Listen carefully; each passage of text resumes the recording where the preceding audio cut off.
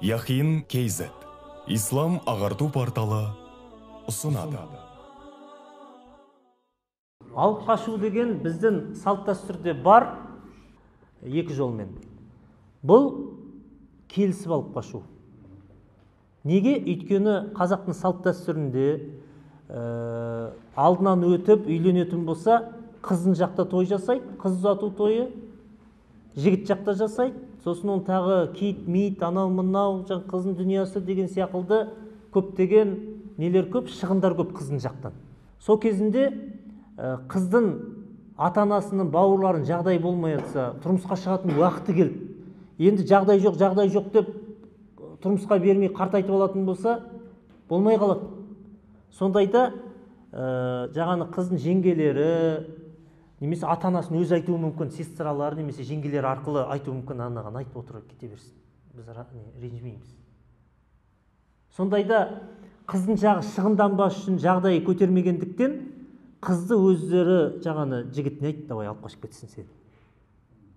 Кейбіреулері болады, мысалы, бір шай ішіп кетіңдер ең болмаса деп шай беріп беретіндер болады, мысалы, үйден тамақ беріп беретін болады. Яғни бұл енді дәстүрде сондай нәрсе, қыздың жағы шығынданбас үшін екі жақ келіседі, екі жақ бір-біріне разы, алып барады, сосын жаңағы қыздың несінен келіп естіртушілер келеді, одан кейін қуғыншылар барады, сөйтіп келіседі, бүйтеді, әйтеуір екі жас әйтеуір не істейді, қосылып кетеді. Бұл болатын болса, шариғатқа қайшы келмейді, проблема жоқ бұл алып қашуда. Өйткені кейін өтеміз, никахтың негізгі рүкіні, негізгі парызы, ол жаңағы қыз бен жігіттің бір-біріне деген разылығы. Негізгі парызы сол никахтың. Ал енді екінші түрі қыз алып қашудың. Көшеден ұнатып жүрген қызын аңдып тұрып, немесе біреу вообще қыз жоқ, әйтеуір достарына айтты, енді әкеп беріңдер. Көшеден қаратты, алды да алып қашып келді.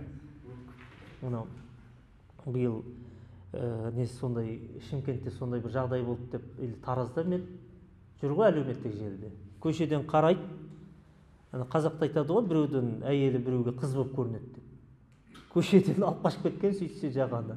Біреудің әйелі де ол шыңғырып жатса да тыңдамайды дейді да.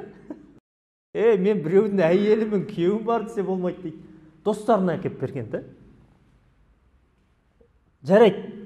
Тұрмыста емес, қызды алып қашты делік, көшеден тұрмысқа шықпаған қызды алып қашқанның өзінде қыз келіспесе, жаңағы зорлап тұрып алып қашса, шариғатқа қайшы келеді, болмайды, ол никах қиылмайды. Қыздың разылығын келіспей алып қашып, қыз кейін келіспей, жаңағы әжелер жатып алып, қорқытып, немесе тағы бір келістіріп жатса, ол болмайды шариғатқа. Біздің жақта ауданда Қызбел деген ауыл бар, өңкей тентектер тұраттан жерде.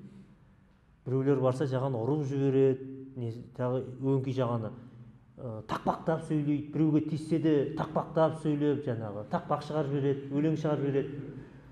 Сөз жақтың ауылында қыздар аз ба білмеймін, әлде қыздары мектеп бітіріп кетіп қайтып бармай ма білмеймін. Біреу үйленіп сырттан қыз апарса, жаңағы дұрыш көп барса, құдашы болып болса, обязательно алып қалады екен. Ол ауылдан обязательно 100% қыздар шықпайды дейді да. Жігіттер көп, жаңағы малшын жігіттер көп, қыздармен сөйлесе алмайды. Соны достар алып қашып береді. Біз 100% келістіреміз дейді деп қояды да. Қандай нелерім бар, айтып қойсай.